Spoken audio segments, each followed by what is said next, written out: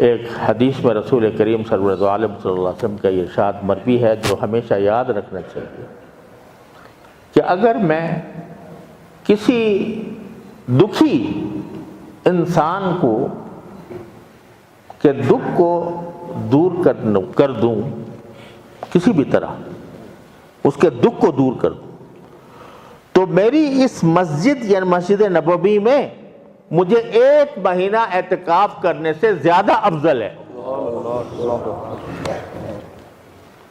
اللہ اکبر، تصور کرو، اعتکاف کس کا؟